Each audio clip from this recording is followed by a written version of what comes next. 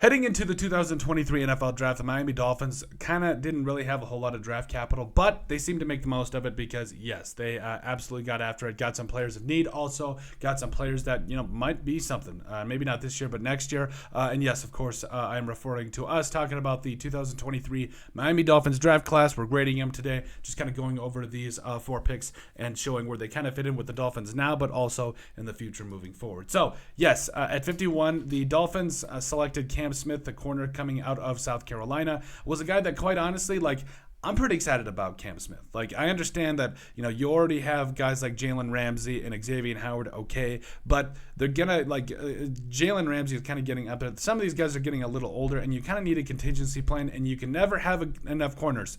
Just ask Mike Zimmer. Anyway, so I really feel like there is kind of a point here where you really do have to go out for some of these guys. And really there was no tackle or offensive lineman that I would have been comfortable taking at that 51 mark, unless it was John Michael Schmitz. But I mean, I guess Connor Williams, he's a stud, so you really can't, fault him for not taking him there. So as far as tackle, because I know that the tackle depth, got exposed to a degree last year. I just, the only available tackle at this spot was going to be Tyler Steen, but you weren't going to really want to take a flyer on him until the 3rd or 4th round anyway. So I like the pick overall. I think the main reason I gave it a B+ was I was there was some other things you could have gone with, but I mean, Cam Smith is a stud. I absolutely get it. And at the end of the day, you made up for it with the third in the 3rd round, where they selected Devon Kane from Texas A&M. The Aggies, 192 carries for over 1,100 yards and 8 touchdowns last year. He's not the biggest back, but he's going to be able to do a lot of things for your offense, both in terms of, hitting that extra gear. He ran a 4.3 at the combine. And again, we've seen it time and time again. Size doesn't matter for running backs in the NFL. With Darren Sproles, Leon Washington, rather. There's been so many good running backs that, they're just not very big dudes, but they can still get the job done. And I think that Devon Kane is definitely that next version of that, especially for the Miami Dolphins here.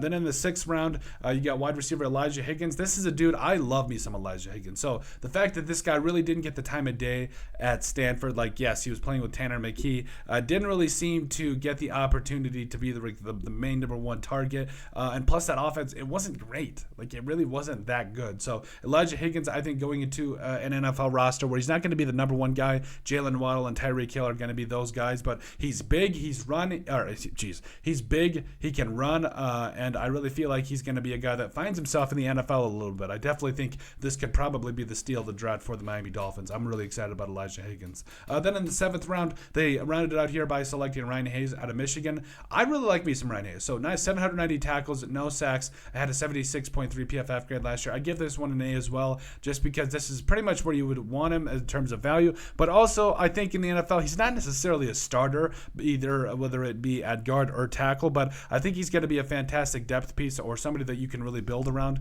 and have him come in when you need him to, and I think he's going to do admirably. So overall, I felt with what the needs that the Dolphins had here, they got those guys, they got their needs filled, and I think moving forward, this is going to be pretty interesting to see kind of how all these guys kind of fit in this year. So, but overall, I feel like you got to give this one an A. I felt like the Dolphins did themselves a lot of favors here, got some dudes at positions of need, and also got some depth at tackle too, with even despite the limited picks. But overall, like I said, we gave it an A. But let us know what you guys think. Is it worth an A? How would you guys grade the Miami Dolphins 2023 NFL Draft class? Make sure you guys like and subscribe down below. Leave a like and a comment. It helps people find the show. Greatly appreciate all of you guys' love and support. You guys are all truthfully awesome. We love every single one of you. Down in the description below, you'll find all of our social media platforms, so give us a like and a follow there. Also remember to give us a listen and sub on iTunes. And finally, if you have anything else you'd like us to cover, send us an email at thesportsbp@yahoo.com or put in the comment section down below, and we would love to cover it. But let us know what you guys think about our grading of the Miami Dolphins 2023 NFL Draft class.